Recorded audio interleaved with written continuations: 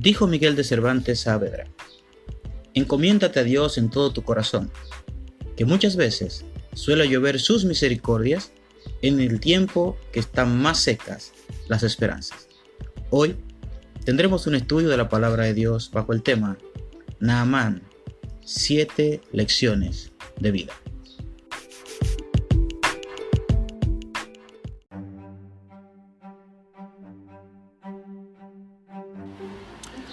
Tengamos una lectura de la palabra de Dios en el segundo libro de Reyes, capítulo 5.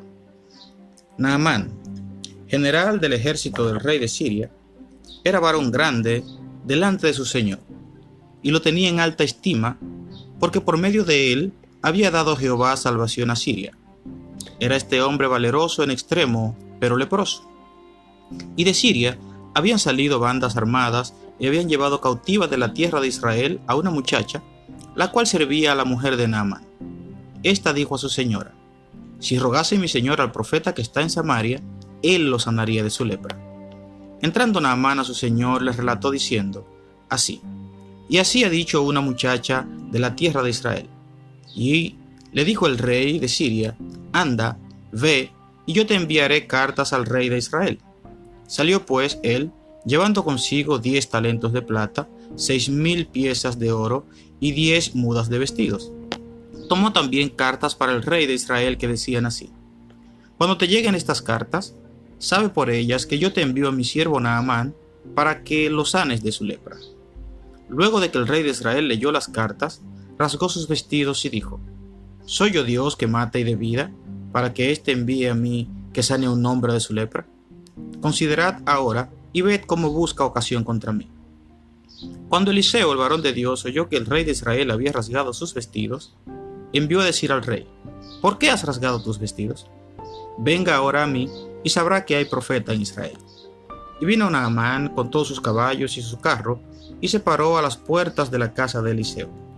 Entonces Eliseo le envió un mensajero, diciendo: ve y lávate 7 veces en el Jordán, y tu carne se restaurará y serás limpio.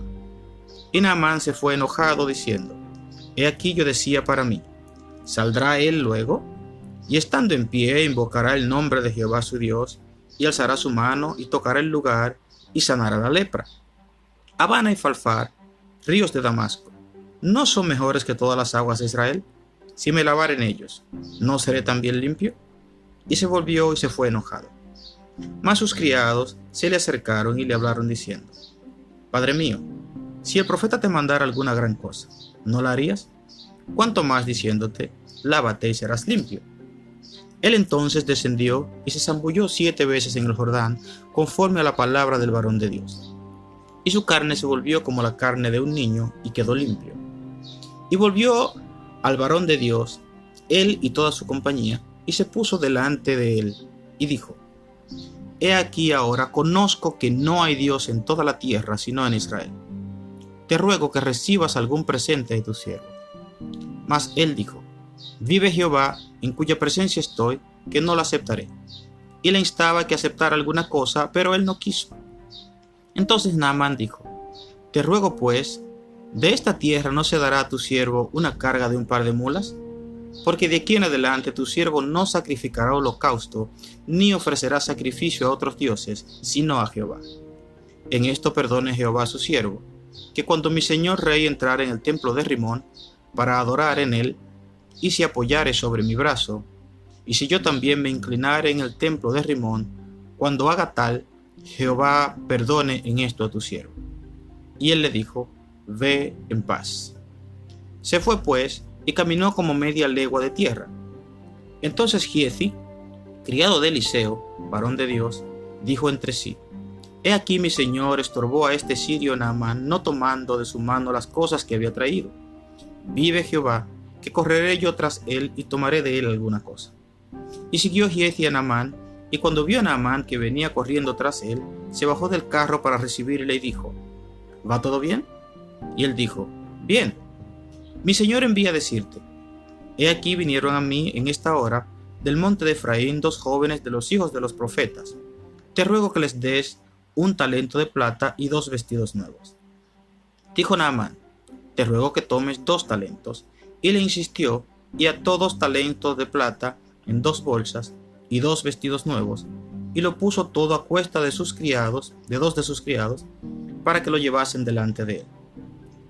Y así que llegó a un lugar secreto, él lo tomó de mano de ellos y lo guardó en la casa, y luego mandó a los hombres que se fuesen. Y él entró y se puso delante de su señor. Y Eliseo dijo: ¿De dónde vienes, Giezi? Y él dijo: Tu siervo no ha ido a ninguna parte.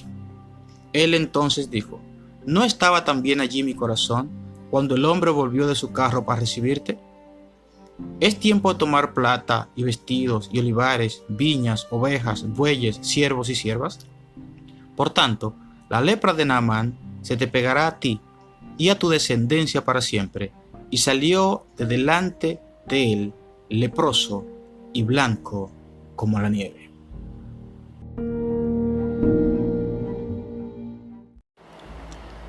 Hablemos un poquito del personaje de Naamán. En el primer versículo que acabamos de leer, nos damos cuenta de muchas descripciones que la Biblia da de él. Dice: Naamán, general del ejército del rey de Siria, era varón grande delante de su señor, y lo tenía en alta estima, porque por medio de él había dado Jehová salvación a Siria.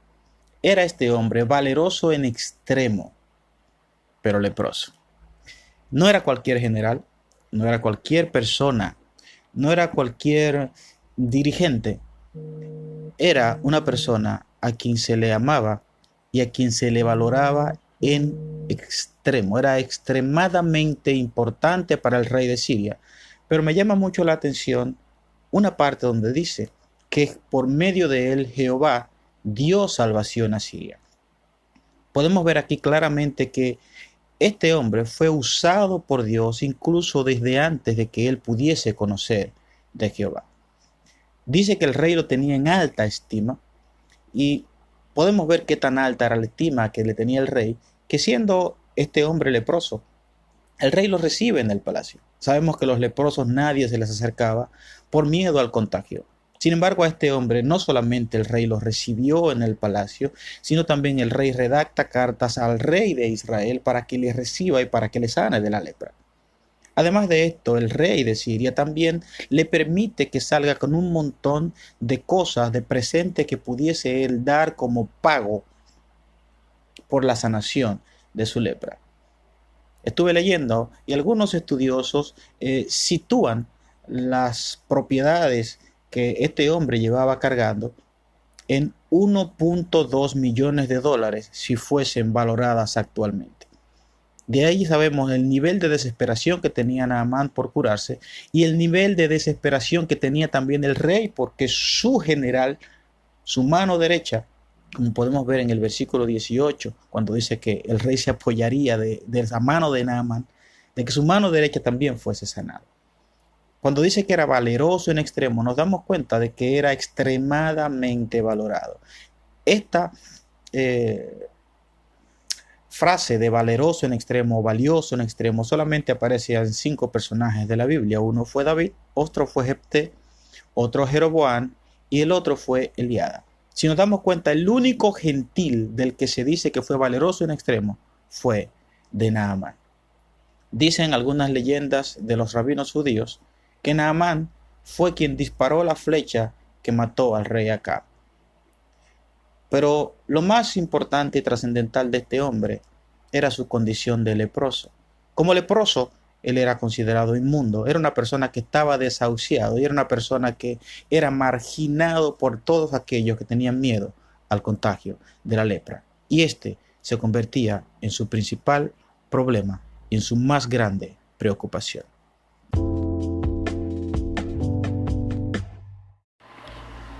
La primera lección que encontramos en esta historia es que Dios tiene un propósito de victoria aún en situaciones que aparentan ser malas. Veamos el personaje de la joven que estaba cautiva, la joven esclava que servía a la mujer de Naamán. Era una muchacha que no estaba en su zona de confort, que no estaba en el lugar que ella quisiera estar. Recuerden que ella fue llevada cautiva. Ella fue alejada de su familia, alejada de su ciudad, alejada de sus costumbres, estaba en una ciudad pagana, estaba sirviendo como esclava en la casa de un general.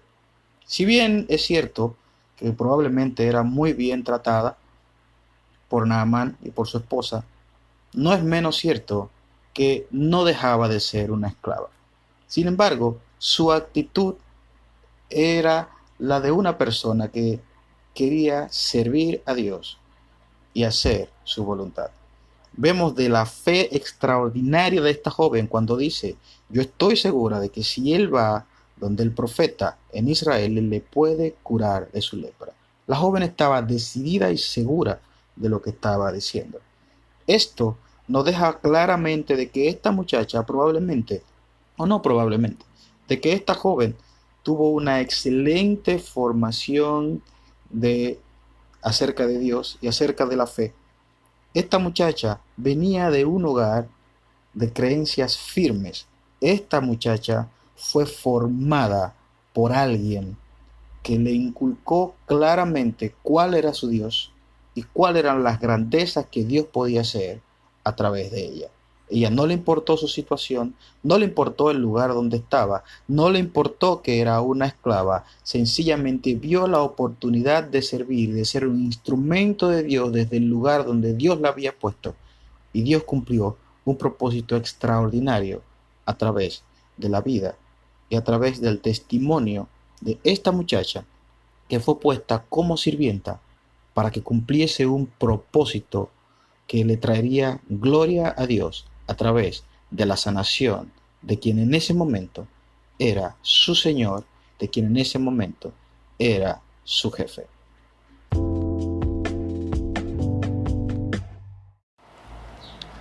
La segunda lección que encontramos es que no siempre la persona más vistosa, la más grande o la que tiene mayor trascendencia humana es la que está más cerca de Dios. Veamos cómo el rey de Siria envía cartas al rey de Israel. La joven nunca mencionó a ningún rey. Sin embargo, ellos entre grandes querían resolver sus asuntos. Sin embargo, cuando Naamán llega enfrente del rey, el rey lee esta carta, rasga sus vestidos y dice, ¿soy yo acaso Dios que quite y dé vida para que me manden a este leproso para que yo lo sane? Mira cómo busca ocasión para tentarme, ocasión para buscarme pleitos. Probablemente el profeta ni siquiera era bienvenido en palacio. Probablemente el rey nunca tomó en cuenta al profeta, o no, probablemente nunca tomó en cuenta al profeta. El rey no pensó en si Dios podía sanarlo o no podía sanarlo, si bien no es cierto, no es menos cierto que la carta estaba dirigida al rey, pero el rey pudo remitirlo al profeta. La idea era que el rey lo transmitiera al profeta. Sin embargo, el profeta nunca estuvo ni siquiera en la mente del rey, ni siquiera en la idea de que Dios podía hacer una gran obra en este hombre. Sin embargo, la muchacha cautiva, que era una muchacha de que ni siquiera se menciona su nombre en la Biblia, era una chica que posiblemente humanamente no tenía la gran importancia, era una chica que estaba esclava. Ella sí estaba cerca de Dios, ella sí estaba cerca de la fe que podía llevar a este hombre hasta el profeta. Ella sí le indicó que pudiese ir donde el profeta, a pesar de que ella estaba en un pueblo más lejano, en un lugar con creencias muy distintas y fuera de la cobertura que pudiese tener en su propio pueblo, en una nación en la que sí se adoraba el nombre de Dios. El profeta nunca fue tomado en cuenta. El profeta incluso le llama la atención al rey donde le dice, ¿por qué rasgaste tus vestidos? Que mándalo aquí, que se sepa que hay profeta de Dios en Israel.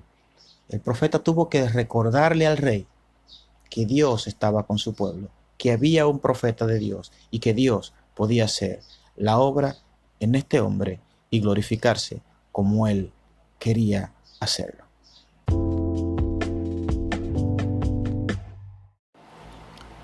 La tercera lección que encontramos es que Dios no actúa como yo creo.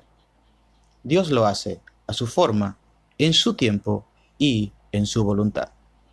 Cuando Naamán llega a la casa de Eliseo, lo primero es que Eliseo no lo recibe, envía a un criado a que le diga lo que tiene que hacer. Naamán tenía la percepción de que iba a haber un ritual, de que el profeta iba a salir, iba a invocar el nombre de su Dios, iba a hacer un ritual, lo iba a tocar y él iba a ser sanado. Sin embargo, no fue así. Eliseo le manda a decir, ve y lávate 7 veces en el río Jordán. A él le molestó esto.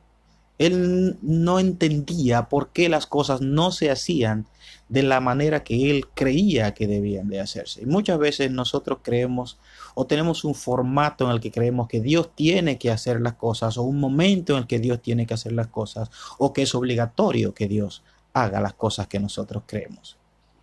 Lo segundo es que vemos que Naamán empezó a comparar las cosas. Él dijo, bueno, pero Habana y Farfar, ríos de Damasco, no son mejores que todas las aguas de Israel. ¿Por qué tengo yo que bañarme en un río que es inferior a los que yo tengo? Si yo me baño en el mío, no voy a ser sano. No se trata del río, no se trata del lugar, se trata de la santa voluntad de Dios y de cómo Dios quiere que se haga y cómo Dios demanda que va a hacer el milagro. En una ocasión el Señor sanó a un ciego untándole lodo en sus ojos. Y no siempre utilizaba el mismo método, Dios lo hace como Él quiere. Lo tercero, fue la informalidad de Eliseo. Eliseo ni siquiera lo recibe y eso también a él le molesta. Él estaba acostumbrado, o siendo un general tan importante, una persona de tanto renombre, una persona tan valorada, lo mínimo que él esperaba era que por lo menos el profeta le recibiera.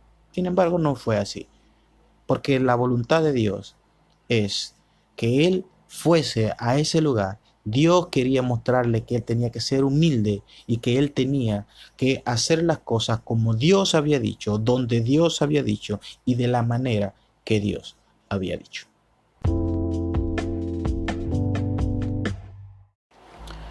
La cuarta lección es que hasta el hombre más grande, más alto y más admirado, si quiere ser sabio, muchas veces debe de escuchar a los de abajo. Vemos que Naamán una vez se decepciona por no haber encontrado lo que él creía que iba a encontrar, porque las cosas no sucedieron como él pensaba que iba a suceder. Ya estaba dispuesto a regresar a Siria, leproso y decepcionado, peor que como llegó al pueblo de Israel. Sin embargo, sus siervos, sus criados le dicen, mi señor, pero si el profeta te hubiese pedido algo muy grande, ¿no lo hubieses hecho? ¿Qué te pesa hacer esto tan pequeño? Con una reflexión tan práctica, tan sencilla, tan simple, de hombres que probablemente no eran muy estudiados, no tenían grandeza, eran sus criados. Sin embargo, le hicieron reflexionar y si no es gracias a esta intervención de estos hombres, probablemente Naamán no hubiese alcanzado su sanidad, incluso la salvación de haber creído en el único Dios verdadero. Este gran consejo vino de alguien muy pequeño, al igual que como todo esto inició con alguien muy pequeño como la criada que le servía a su mujer.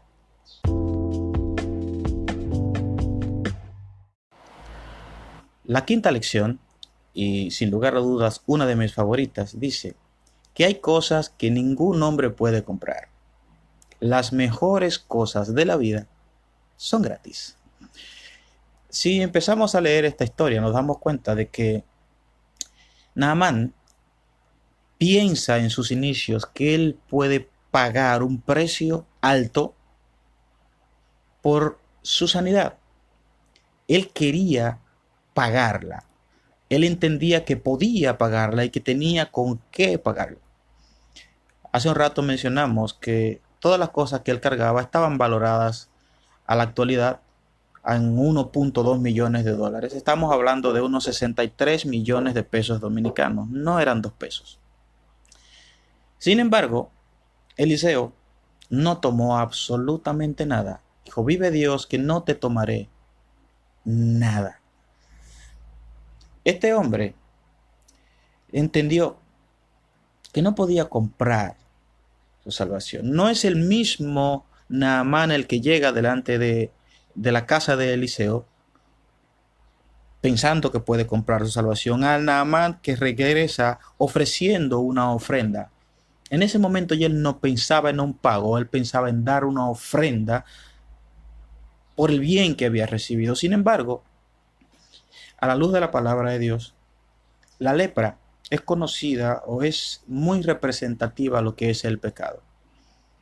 Y aquí vemos una figura de que así como nosotros no podemos pagar por el perdón de nuestros pecados, Naamán tampoco podía pagar por la limpieza de su lepra. Este hombre recibió el mejor regalo de su vida y no tuvo que pagar absolutamente nada a Dios ni a su profeta. Las mejores cosas de la vida son gratis: respirar, sonreír, el aire que nosotros nos refresca, el sol, el agua que nos bebemos. Todas estas cosas que pocas veces valoramos, Dios nos las ha dado totalmente gratis. Y también esta salvación tan grande que tanto a Dios le costó, nosotros la hemos obtenido totalmente gratis. Sexta lección. La raíz de todos los males es el amor al dinero. En esta parte aparece este personaje, Giezi, que era siervo de Eliseo, que dice: vive Jehová, que iré tras él y tomaré de él algo. Va delante de Naamán y le dice: bueno, mandó mi señora a decir que le llegó visita, que le llegaron 2 de los hijos de los profetas, que le mandes un talento de plata y 2 vestidos para ellos. Lo primero es que miente, diciendo que Eliseo le envió, y lo segundo es la ambición de lo que pide. Quiero señalar que un talento de plata, un talento son 75 libras. Imagínese usted lo que le está pidiendo: 75 libras de plata y 2 vestidos nuevos. Pero Naamán le dijo: no, un talento no, llévate 2. Naamán le da 2 talentos de plata y pone a 2 de sus criados a que lo carguen y se lo lleven, porque pesaba mucho, eran 150 libras de plata que se llevó Giezi. Si bien no es cierto que Giezi se haya llevado todo lo que Naamán trajo, no, eso solamente era una partecita. Pero qué partecita. Sin embargo, además de esto, él le miente también al profeta cuando le dice dónde estaba. Dice: no, tu siervo no ha salido a ningún lugar. El profeta le dice: no estaba mi alma contigo, mi corazón contigo cuando paraste el coche y pediste todo lo que pediste. La lepra que se le quitó a Naamán se te pegará a ti y a toda tu descendencia. Vemos aquí la historia de un gentil que fue salvado por su fe y de un israelita que fue condenado por su ambición desmedida a las posesiones materiales. La última lección nos dice que Dios siempre cumple sus propósitos y que transforma las vidas para siempre de las personas que tienen un encuentro personal con Él. Dios tenía un propósito con Naamán desde mucho antes que Naamán siquiera lo supiese. Dios permitió que Naamán fuese el instrumento de salvación para su pueblo, para los asirios. Dios permitió que esta jovencita fuese llevada al cautiverio en Siria. Dios puso a esta muchacha como sierva, como criada de la mujer de Naamán, con un propósito específico para que en ese día ella diese ese testimonio y Naamán pudiese llegar al profeta en Israel. Dios le dio a Naamán una posición privilegiada, una posición en la que era un hombre admirado, un hombre amado, un hombre de alta estima. Dios también pone a los criados de Naamán a que intervengan en el momento en que Naamán quiso estropear su bendición. Cuando Dios quiere bendecirnos, muchas veces ni siquiera nosotros podemos estropear las bendiciones que Dios nos quiere dar. Dios estropea nuestros planes para hacerlos de Él, que son de nuestra bendición. Este hombre terminó diciendo dos frases muy trascendentales que quiero compartirles a ustedes. La primera está en el versículo 15, donde él dice: He aquí ahora conozco que no hay Dios en toda la tierra, sino en Israel. Este hombre terminó reconociendo que el único Dios que existe es Jehová, Dios de los ejércitos. Y la segunda cosa que dice es, en el versículo 17, porque he aquí, de aquí en adelante, tu siervo no sacrificará holocausto, ni ofrecerá sacrificio a otros dioses, sino a Jehová. Vemos aquí un hombre transformado, un hombre que no solamente fue curado de su lepra, sino un hombre que nació de nuevo, un hombre que tuvo un encuentro personal con Dios, un hombre que cambió su vida, su testimonio y el sentido de todas las cosas que él iba a hacer en función de adoración desde ese momento y para siempre.